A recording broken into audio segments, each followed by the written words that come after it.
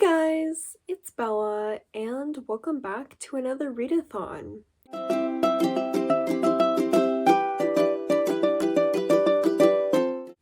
Today I'm going to do a spooky readathon for October. It is getting close to midnight, and I just wanted to show you guys the books that I'm planning on reading, or at least starting, in this readathon. First, I have Mr. Mercedes.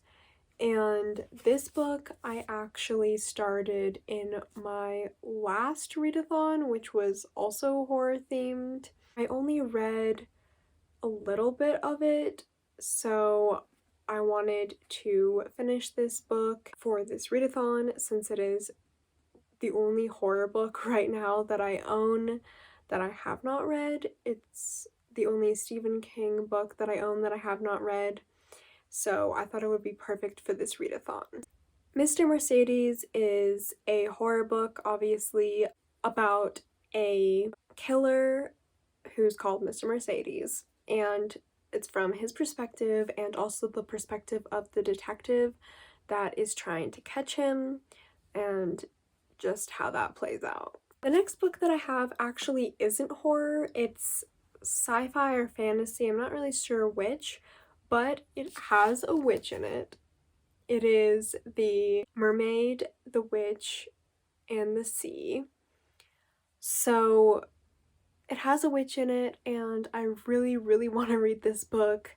I've had it for a while, so I just thought that I'd read it for this readathon.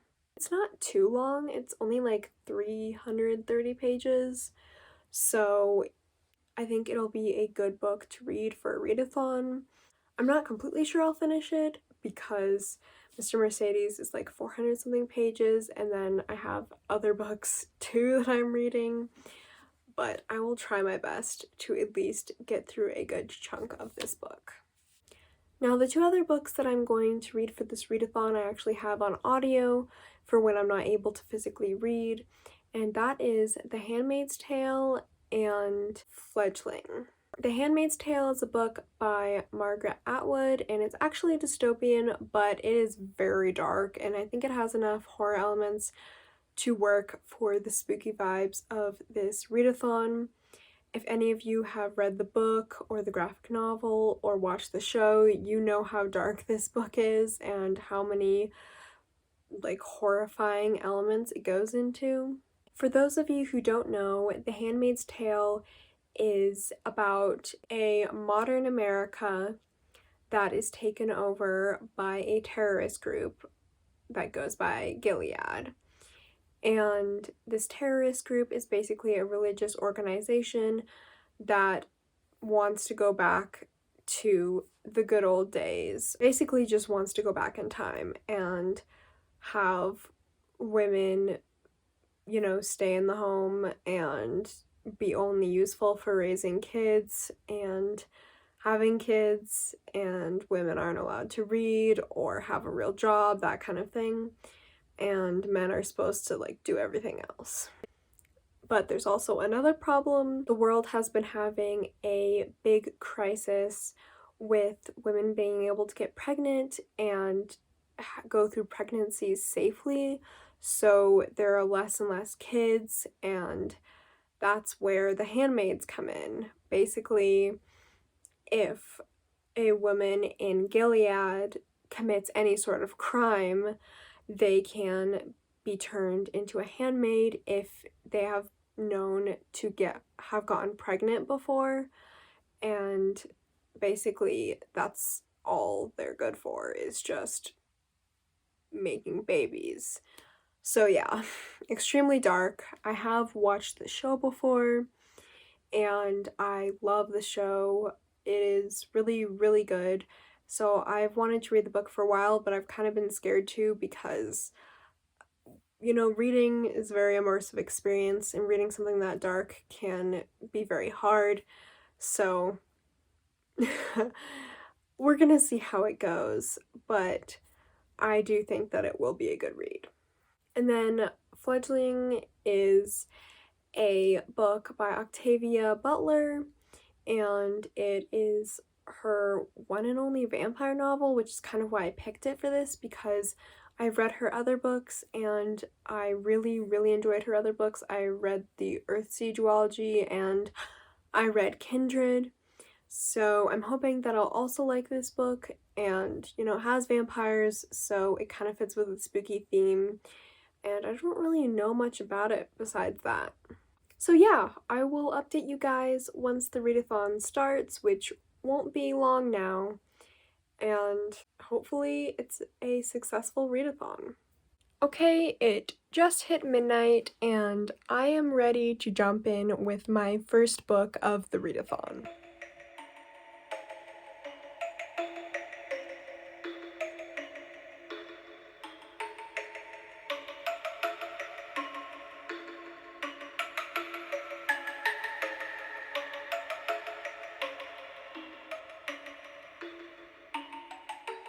So I'm well into the readathon now, and I have read about 100 pages of Mr. Mercedes.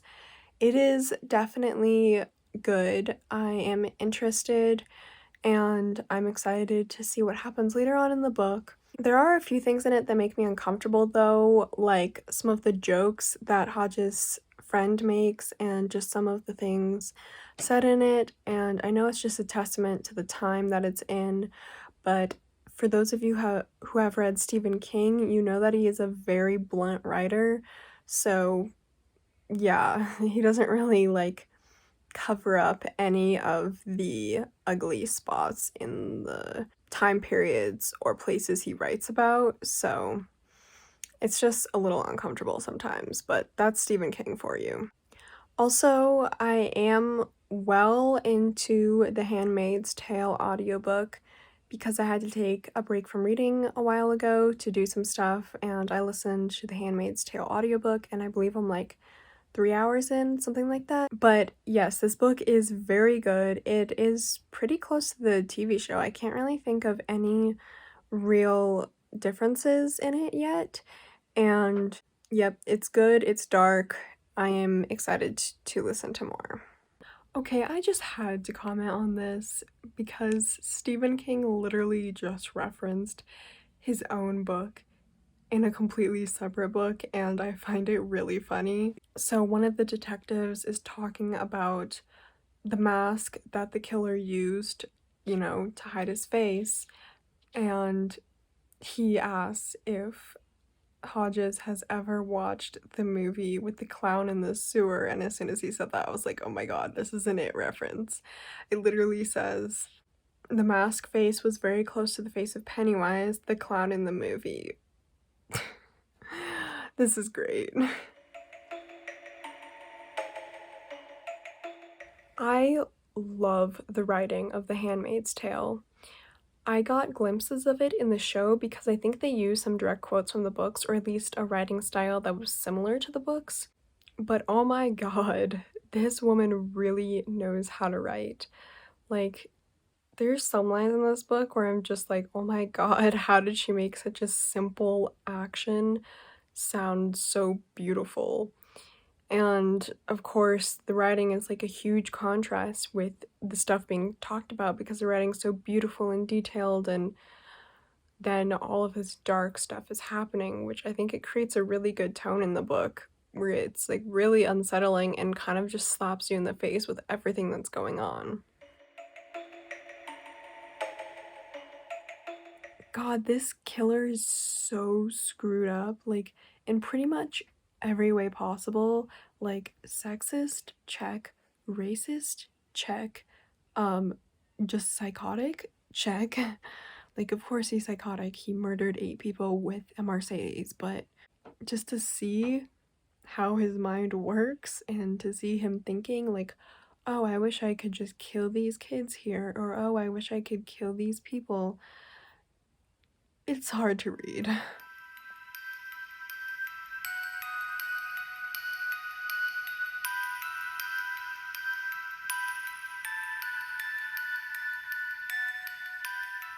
Okay guys, so I am about halfway through Mr. Mercedes, and I've made my way through another 2 hours of The Handmaid's Tale.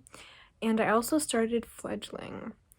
Now, it did start off really interesting, and I really enjoyed it for the first hour or so, but then it started to get a little weird, and I'll explain more about that at the end for people who don't want spoilers, because I'm not trying to spoil anything.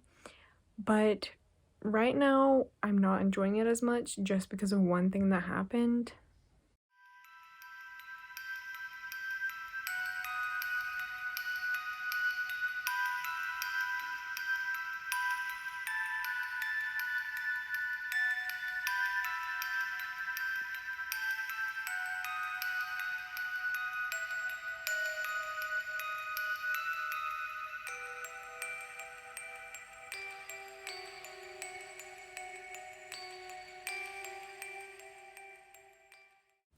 Hey guys! So it is the next day, which means that the readathon is over, and I think it went really well.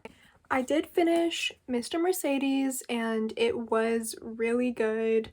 It was interesting the whole time, and it was both twisted and interesting to see inside the killer's head while reading this. It definitely makes it unique from other detective novels. I'm definitely going to pick up the rest of the trilogy later on this year at some point, and if you're a fan of Stephen King, then I definitely do recommend this book. The next book that I finished was The Handmaid's Tale, and that was also really good. It was really heavy, obviously, but it was really good, and I am pleased now with the show because I think that it was a good adaptation for the book. I did manage to start this, but I didn't really read much of it, so I can't really speak on it right now, but I did start a little bit of this. I got through a good portion of Fledgling, maybe like 9 or 10 chapters, something like that. And honestly, I am going to finish it because I do like Octavia Butler's writing style a lot, but this is probably my least favorite book that I've read from her. I really don't like it. I don't really like the plot or the characters or anything happening right now, and I'm hoping that will start to get more interesting later on, but it was really, really interesting in the beginning, and I was really excited to read it. And then it just kind of went downhill. Spoilers for Fledgling. If you guys don't want to be spoiled, then just skip to the time on the screen because I will be giving away some. They're not too big of spoilers, like you find them out within the first couple chapters, but there are spoilers.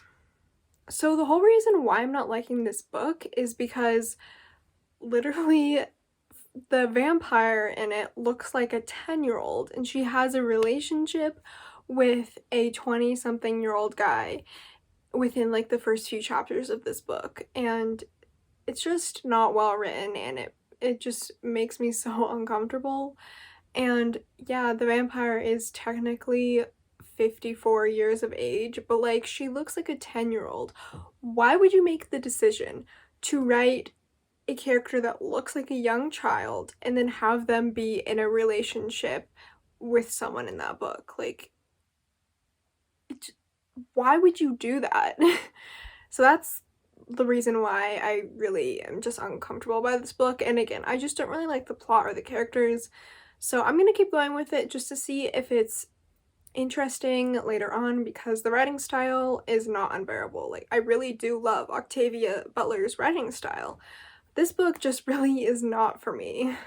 Well, I hope you guys enjoyed this readathon vlog, and I hope you guys are having a good spooky season in October and reading some spooky books if you like that. Thank you so much for watching this video. If you like this kind of content and want to see more, then make sure to subscribe, like, and turn on those post notifications. Bye!